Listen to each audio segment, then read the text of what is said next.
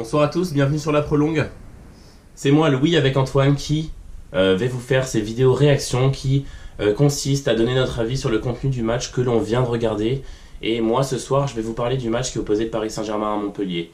Tout simplement, je vais commencer par le record d'Edinson Cavani, qui devient le meilleur buteur du Paris Saint-Germain avec 157 buts. Voilà. Pour parler du match, on a vu un Paris Saint-Germain très impliqué, que ce soit défensivement, au milieu de terrain et offensivement.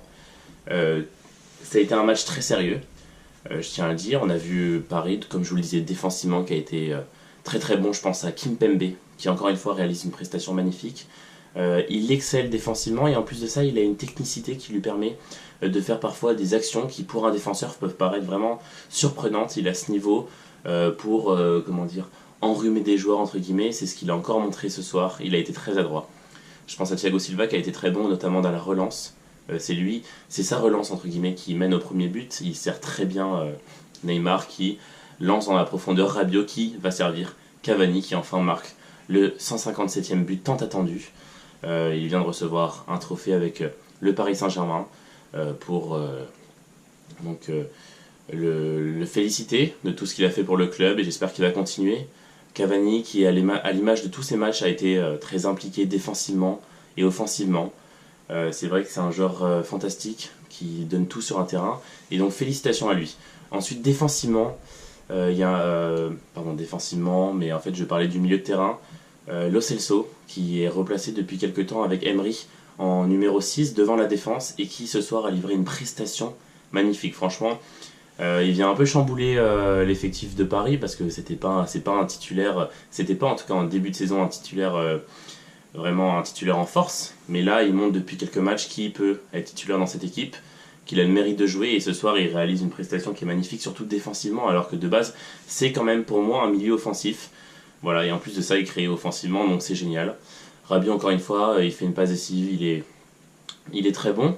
Draxler, pour moi, il a été très juste. Il a fait beaucoup de bonnes choses, même si il rate plusieurs face-à-face, 3 face-à-face en tout. Mais je trouve que même dans la récupération, ce poste de milieu de terrain lui convient vraiment bien. Emery, il a réussi à lui trouver une place et j'espère que ça va continuer comme ça. Pour parler ensuite des latéraux, il y a Kurzawa qu'on a beaucoup critiqué ces dernières semaines, et moi le premier.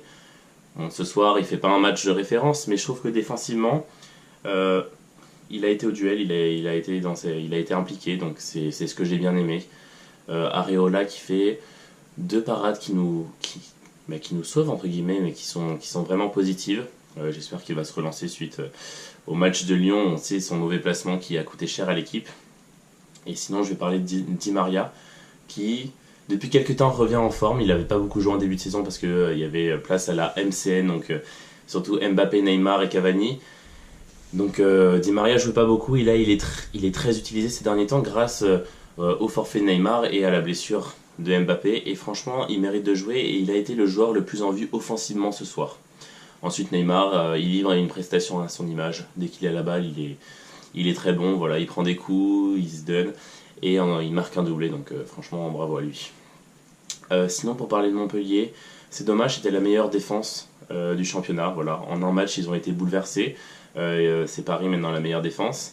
Dire qu'ils avaient fait un partout au match aller, et là défensivement ils n'ont pas eu cette justesse qu'ils avaient. Il y a eu 2-3 erreurs vraiment des joueurs très importants de l'effectif. Je pense à Hilton, son erreur n'a pas causé de but, hein. Je pense à la première action sur Draxler qui bute sur le gardien Lecomte qui a fait des arrêts vraiment très très bons. Sinon il y a Pedro Mendes qui fait une main, malheureusement ça donne suite à un penalty. Et sinon, il y avait vraiment ces 2 latéraux qui ne sont pas les latéraux titulaires, avec Mukele qui a été vraiment très à cheval sur Neymar.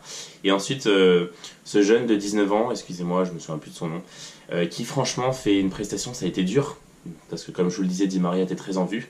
Après, il y a eu un replacement tactique, au fur et à mesure du match, donc il est passé en fait ailier, voilà, parce qu'ils sont passés à 4 défenseurs et c'est Congré qui a pris cette place de défenseur gauche. On se rappelle qu'il y a 2-3 ans, moi c'était son poste initial. Congré, il a toujours joué pour moi défenseur gauche, voilà, c'est depuis cette saison qu'il joue défenseur central, même l'année dernière. Bref, c'est tout ce que j'ai à dire donc sur ce match-là. Bravo au Paris Saint-Germain qui a été très sérieux. Je souhaite à Montpellier de se relancer, de garder les statistiques qu'ils avaient défensivement parlant.